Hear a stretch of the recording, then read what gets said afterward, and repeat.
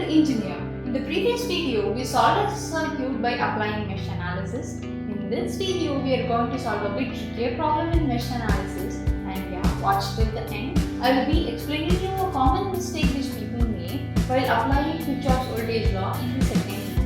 I have seen most of my students making this mistake while solving this problem. And I hope you are not one of them. Let's get started with this.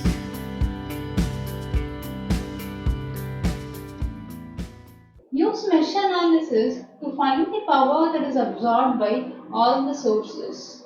This is the circuit and we have 5 sources here. 2 milliampere source, 4 volt source, 6 volt source, 1000 I3 dependent voltage source, 0.5 I2 dependent current source. I2 is the current that is flowing through second loop or this.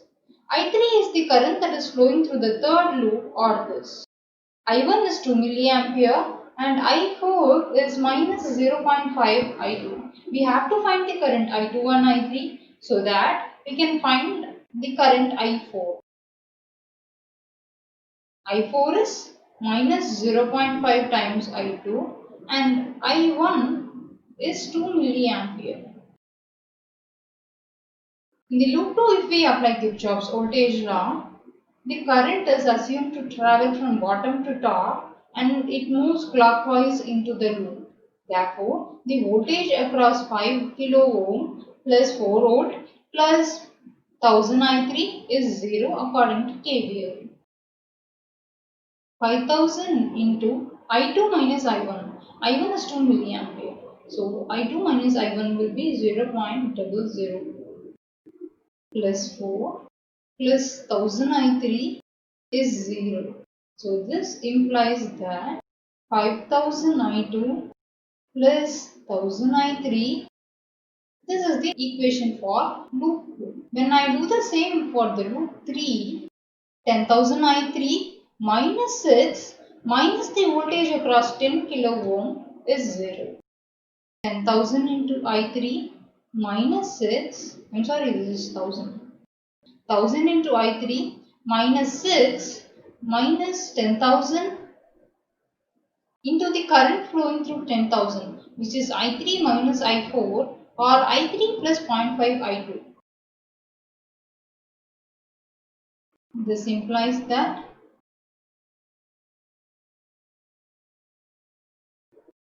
minus 9,000 I3 minus 5,000 I2 is 6. We have to solve both these equations to find I3 and I4. If I just add them, I2 will get cancelled. Minus 8,000 I3 will be 12. Let me solve it. The equations are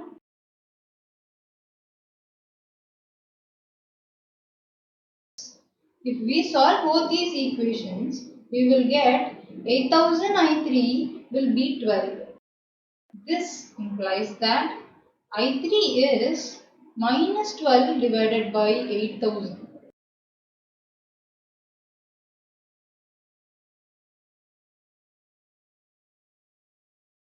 I3 is minus 1.5 milliampere.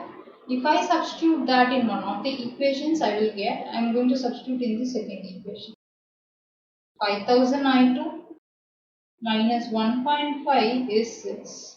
So this implies that 5000 I2 will be 1.5 plus 6, 7.5. Therefore, I2 will be 7.5 divided by 5000. I2 is 1.5 ampere.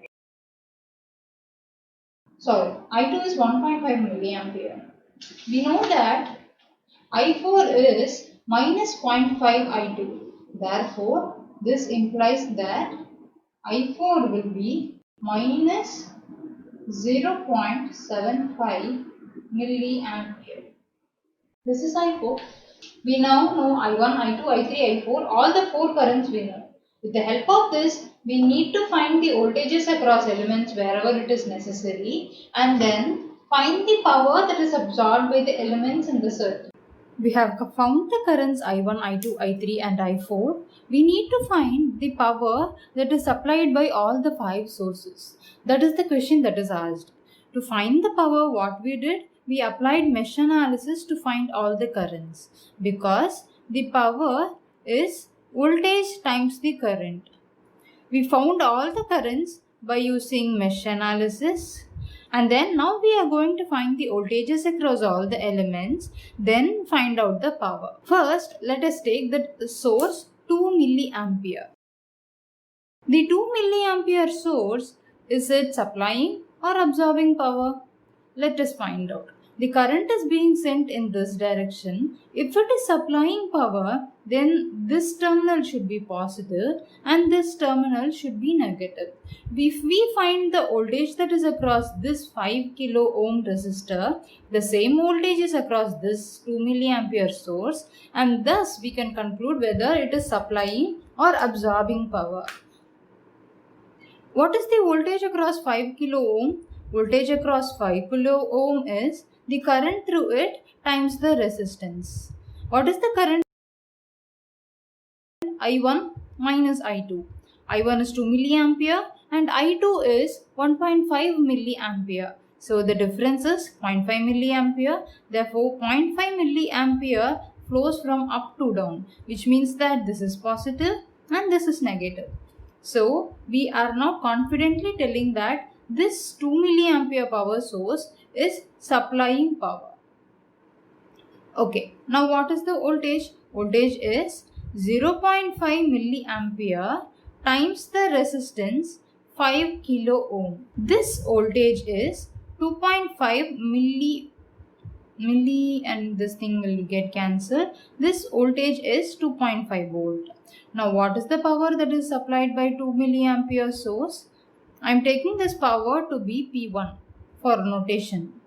P1 will be 2 milliampere times the voltage 2.5, which is 5 milliwatt. 5 milliwatt of power is supplied by this source. Now let's check out the next source. We have found the power that is supplied by it. Now we will find the power supplied by 4 volt source.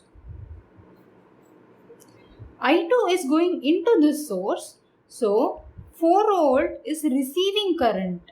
So 4 volt is receiving power from the circuit. It is not mandatory that all the power sources or all the voltage sources or current sources will always supply power. It depends on the circuit topology whether it receives current or it sends current. Now in this circuit, I2 is 1.5 milliampere.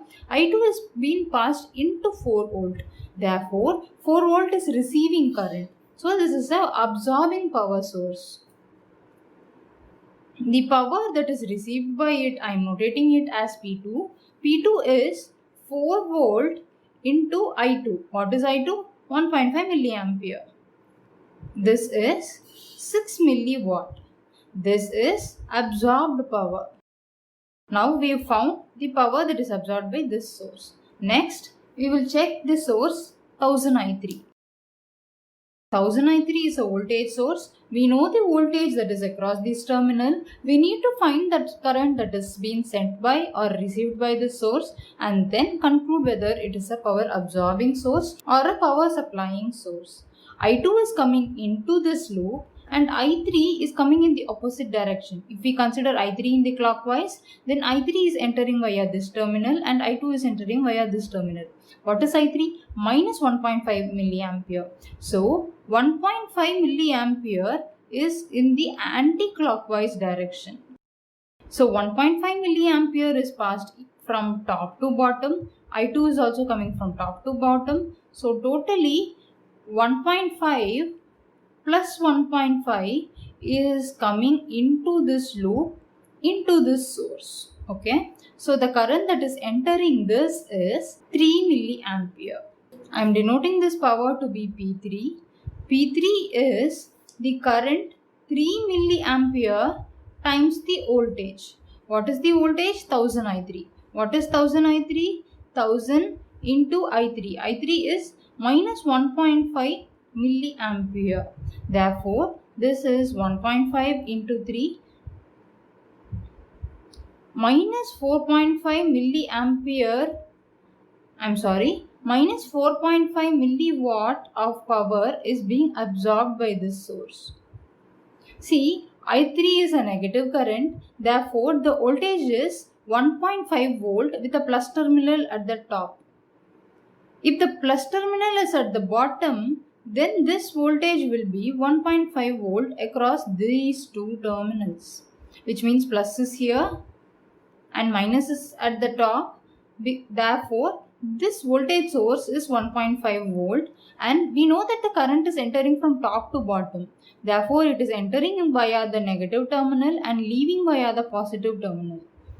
This current 3 milliampere is being sent by this source. Therefore, we can also say that it is supplying 4.5 milliwatt of power.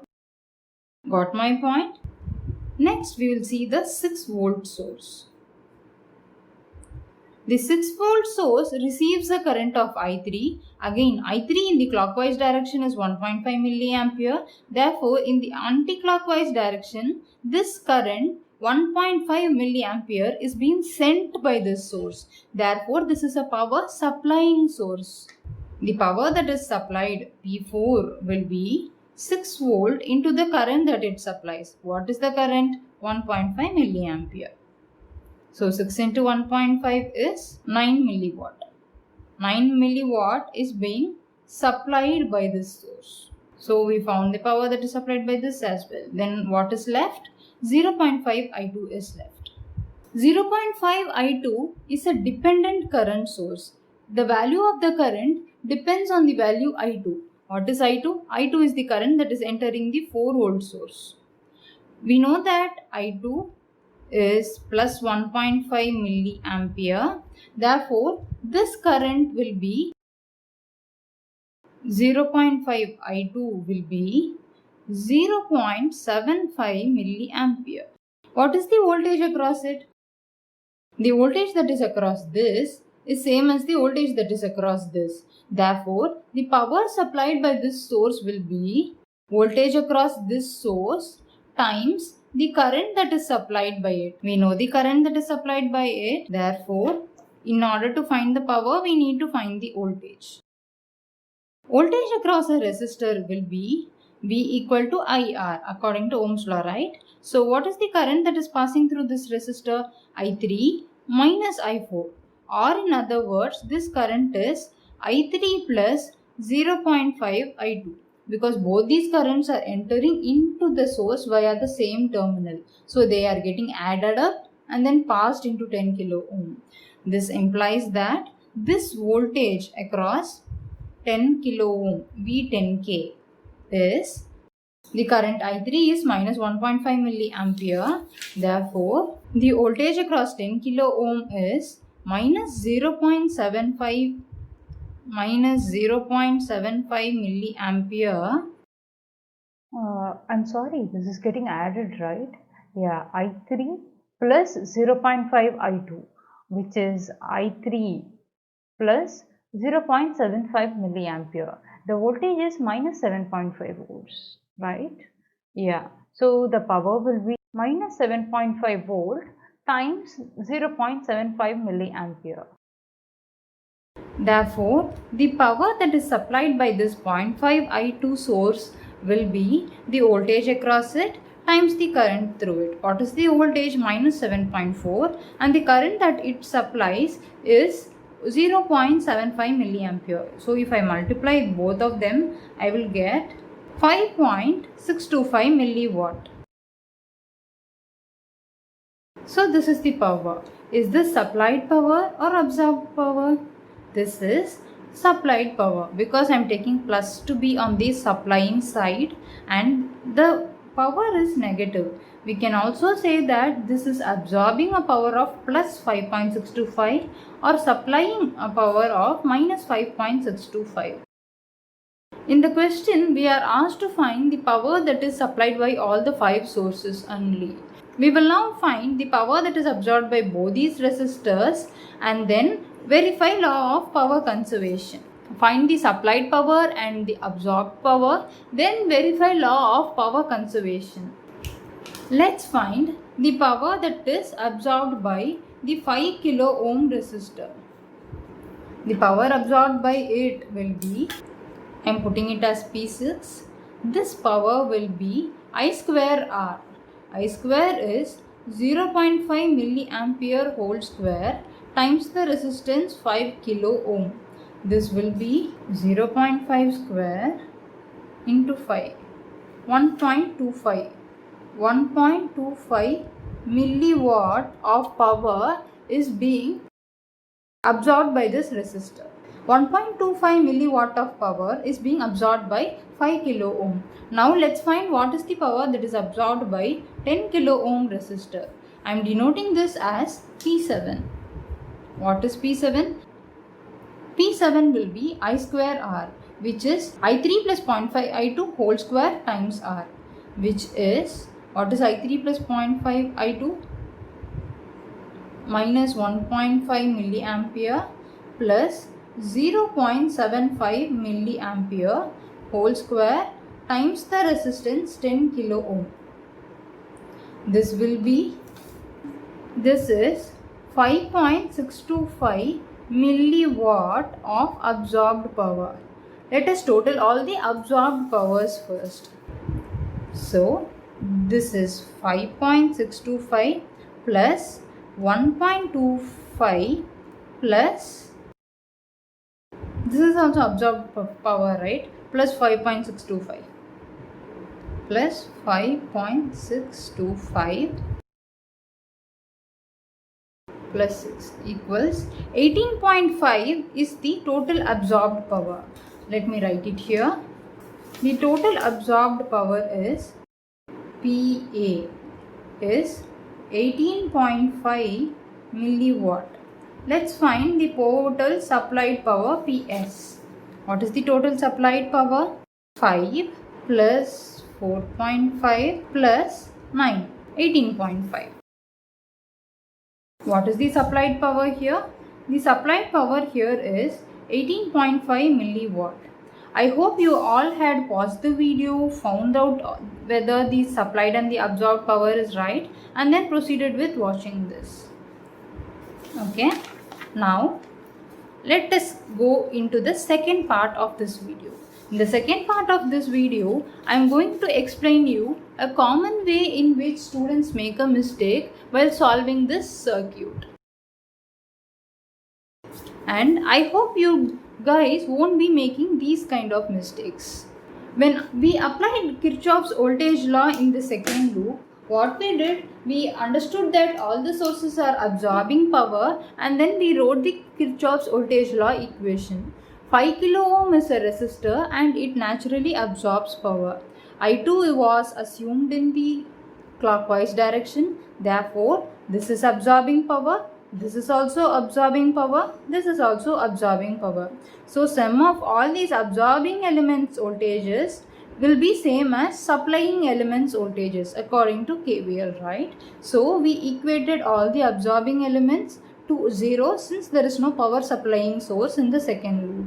Usually what children do, just because it is a resistor, they prefix this resistor's voltage by minus and the source's voltage by plus always, because by default they assume that all the voltage sources will supply power, but that is not the case.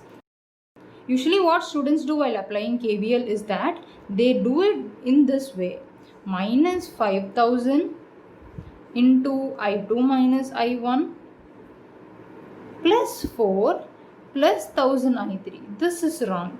Just because it is a voltage source or a current source, it doesn't mean that it always has a positive voltage across it. This is wrong. This is wrong. Don't make this mistake. Okay? Whenever you see a voltage source, you need to understand whether the current is being pulled into the source or sent by the source. It depends on the network's topology.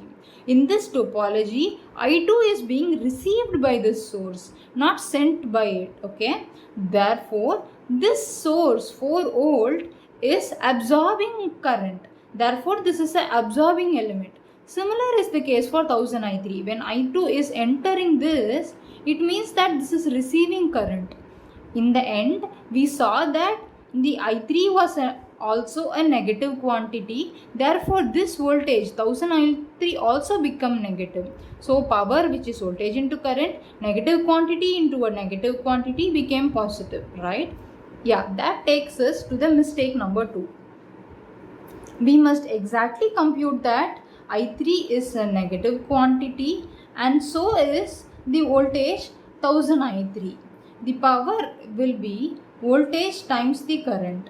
The voltage is actually a negative quantity. It was 1.5 volt, right? Because I3 is minus 1.5 milliampere. When minus 1.5 milliampere is flowing in the clockwise direction, plus 1.5 is coming in the anti-clockwise direction. So this current is being sent into the source via this terminal, which we assume it to be plus and minus. What is this? 1000 I3. What is 1000 I3? Minus 1.5 volt. While minus 1.5 volt with a plus at the top is same as plus 1.5 with a plus at bottom. Okay, in that case we understood that minus negative quantity into another negative quantity makes it to be a positive quantity. This is the voltage that is across it and this is the current supplied by it. Therefore, this is a supplying source, not an absorbing source. Therefore, I hope by the end of this video, you will consider the current direction when you are trying to find whether the power source is supplying power or absorbing power. In this case, for example, 6 volt, we considered I3 to be in the clockwise direction, right? Initially, we thought that I3 is being sent into 6 volt. Gradually, when we solved the loop equations, we found out that I3 is minus 1.5 ampere and we concluded that I3 is actually going in the counterclockwise direction. When I3 goes in the counterclockwise direction, so this current is being sent from the 6 volt source. So later on, we concluded that 6 volt source is a power supplying source because it is giving current, not accepting current. 4 volt is a power absorbing source, 6 volt is a power supplying source. Therefore, whenever you apply Kirchhoff's voltage law in any circuit, be mindful of the direction of the current that you are considering. Just because it is a power source, you should not put plus in front of the voltage, or just because if it is a resistor, you should not put minus in front of voltage. Ultimately, what KVL says, the supplying voltage is same as the absorbing voltage, or in other words, the summation of a voltage of all elements in a loop is 0. If you are considering the absorbing element to have a positive voltage, then the supplying element should have a negative voltage. You should be mindful of the current direction when you put minus and plus. Thanks for watching. If you like content like this and you are expecting more videos of this kind of, or if you are expecting more videos on any specific topic, let me know in the comment section. I'll be happy to do one for you. Like this video if you've really found it informative and share this to your friends who may find this useful. Thanks for watching.